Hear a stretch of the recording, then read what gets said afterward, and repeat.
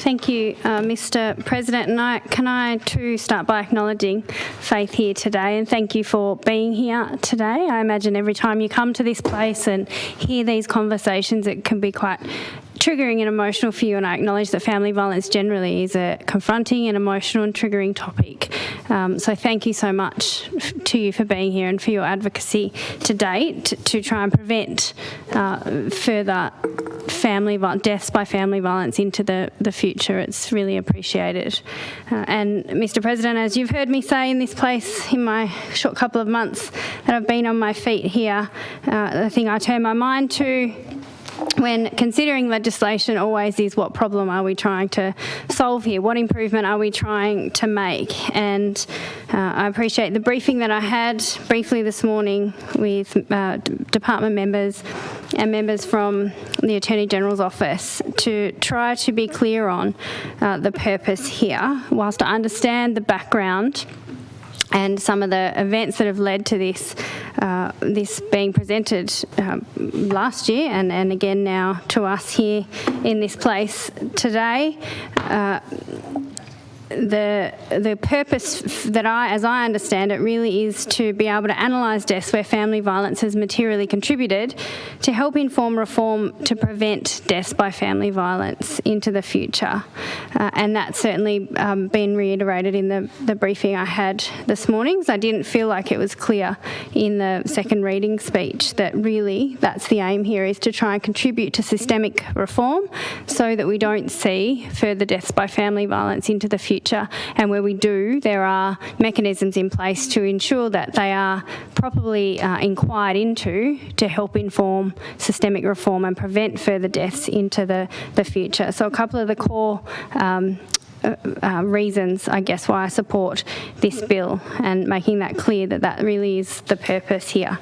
I did have quite a number of questions that I had on specific elements of the amendments that are presented, and I appreciate the information that's been provided to me in response, but I will raise them again and ask that the leader address them in reply here, and perhaps raise them as we go through some of the clauses as well.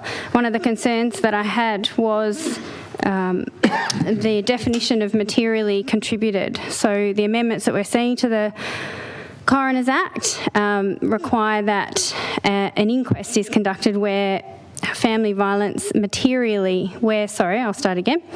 the coroner must hold an inquest into non-homicides where the coronial investigation identifies evidence to found a reasonable suspicion that family violence materially contributed to the death. Coroners currently may already exercise the discretion to hold an inquest where they have this reasonable suspicion, although it's not required. So if the problem or concern is that this discretion is not consistently applied, how can we be confident that the interpretation of materially contributed will be consistently applied when we don't have a definition of materially contributed? And I turned my mind to and did a bit of research on what materially contributed means and how it may be applied in this context, but that's a question that I asked the leader to address in response, because I would hate to see us put this legislation through and then still we see the same kind of outcomes. So I want to be assured that there is generally an agreed understanding of materially contributed. And a little bit of research I found an article by Associate Professor Neil Foster talking about material contribution should be seen as an example of the but-for test, but did note that it is one of the most hotly contested phrases in the law of causation, being material contribution. Indeed, it's become something of a judicial trope to note that the phrase can take on different meanings, but goes on to conclude that the application of the but-for test to a set of events which, taken together, were necessary to cause harm is perhaps a commonly understood definition of materially contributed. So that's one of the questions I have for the leader to respond to. One of the other concerns that I had was we didn't have evidence presented to us to demonstrate that a significant analysis had been undertaken of the models that exist in other states in order to help analyse deaths where family violence has contributed to systemic reform. And the member for Hobart referred to some of the other models in other jurisdictions, and I know members received correspondence from the Community Legal Centre Tasmania, which provided a snapshot, a review of other models in other jurisdictions. And I would hope that if we pass this legislation today, that we are with a mind to continually improve and review the mechanisms in place for this purpose, including this mechanism, and including an analysis of what mechanisms exist in other jurisdictions to make sure we have the best possible model. And for that reason, I'll be moving an amendment that we insert a review clause, and I'll speak more to that when it comes to the committee stage, if it comes to the committee stage here. So they were my key concerns, being assured of the interpretation of materially contributed, being assured that this is in fact the best possible model for Tasmania, considering other models in other jurisdictions that are different. And absolutely, I have great empathy for this issue and the advocacy from the family of Mr. Jari Wise. But I really want to be convinced that this model proposed, and should we pass it, is the best possible model. We expend a lot of money, and rightfully so, a lot of money the government expends on family violence reform and trying to get change and achieve change. And I see that this is one other element to add to that quest to end family violence and to ensure everybody is safe. And it's important that we get it right. So I support the intent here. I support the bill. I want to ensure there are mechanisms for thorough inquisition into deaths involving family violence to help inform this systemic change. And I want to ensure that we have the best law possible, which is why, again, I'll be moving those amendments to insert a review clause, and I urge members to support those. Overall, I support the amendments to the Coroner's Act and the other number of amendments in the bill. Committee, please. Please have it. Clause 10. Honourable Member for Elwick. Thank you, Madam Chair. I rise to move an amendment to clause 10 in my name. On page 10, after proposed new section 72AA, insert the following section. 72AAB. Review of certain amendments made by Justice and Related Legislation, Miscellaneous Amendments Act 2024. 1. The Minister is to cause a review of the operation of Section 24(1)(EB) to be completed within 6 months of the second anniversary of the day on which Section 6B of the Justice and Related Legislation, Miscellaneous Amendments Act 2024 commenced. 2. A review under subsection 1 is to include, but is not limited to, a review of A, the impact of section 24(1)(EB on the workload of the Magistrates Court Coronial Division, and B, the effect of that section, if any, on systemic reforms relating to family violence. 3. The Minister is to cause a copy of the review under subsection 1 to be tabled in each House of Parliament within 10 sitting days of that House after the copy of the review is given to the Minister.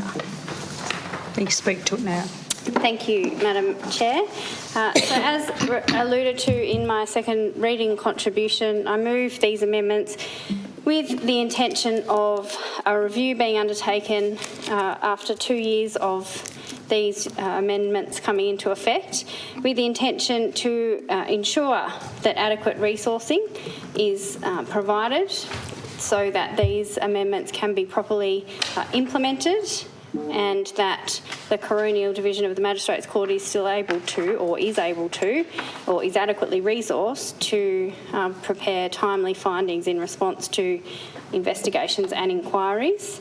And with a view also to continually improving the mechanism to ensure that the amendments that are being made here do make a real difference when it comes to reducing or ideally eradicating the impact of family violence. So that is the reason for my amendments. It's a review clause requiring that a review be conducted within after 2 years of these amendments being implemented, to examine the impact of these amendments on the outcomes when it comes to systemic reform and also of the Coroner's Office. And I would urge members to support these amendments to ensure that we've got the best possible mechanism in place. And I note that the leader didn't answer one of my questions that I made in my second contribution in relation to being assured that we have the best possible model here.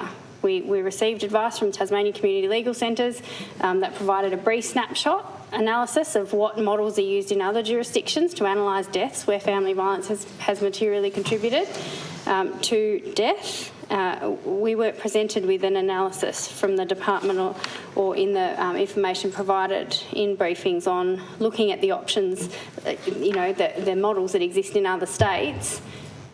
How have we landed on this model? What other options have been considered? How can we be assured that this is the best possible model? Therefore, this review clause is really important because that work can continue to occur over the next couple of years, I imagine, to look at the implementation of models in other states, again, to ensure that we have the best possible model here. Because as I mentioned, we are investing a lot of money in trying to reduce or eradicate the impact of family violence on people. This is another mechanism to add to that suite of reforms and programs that the government has to address family violence. We want to be assured that we've got the best possible process in place, and that's what this review clause aims to achieve. The question I'd like to address that, Member Elwick. Thank you, and I thank the member for McIntyre for the question. This was drafted with the assistance of the Office of Parliamentary Counsel, and I did ask the Leader's Office whether the Attorney General's Office or the Department had any feedback on the proposed inclusions in the amendment, and there wasn't any concerns raised through that process with that particular time frame. I would imagine the review would include, and I know the wording is include but not limited to, but would include looking at the number of cases or number of inquiries the number of inquests that had occurred as a result of these amendments in terms of the proposal for 2A, the impact on the workload, the number and the resourcing that had taken, and I wouldn't imagine that would be difficult data to gather in terms of the impact on the broader family violence reform process. I would imagine that there would be ongoing consideration of that over the 2 years that these were being implemented. So there would be data being gathered along the way. It wouldn't be necessarily need significant stakeholder consultation. It would be something that I imagine departments would pull together. So that I guess that's my response in that I feel like it is a reasonable time frame in response to the Leader's comments about what the Attorney General has referred to, the engagement that is already occurring on ensuring that it's the best possible model. I'm welcome that that is occurring. I guess from a lawmaking perspective, I like to be fully informed and feel like that all possible options have already been considered when we're getting to this position in this place of making law rather than occurring after the fact. So that would have been my preference, that there was a full analysis of models of other jurisdictions undertaken and presented to us to demonstrate why we've landed on this model, and that hasn't been presented to date. So that's my preference. I'm not going to not support the bill because it hasn't, and I'm pleased that work will continue to occur. Again, which is why I feel this review clause is important, so that it does come back to us for consideration again and for analysis and review, or at least as evidence to us. So I appreciate that from the Leader.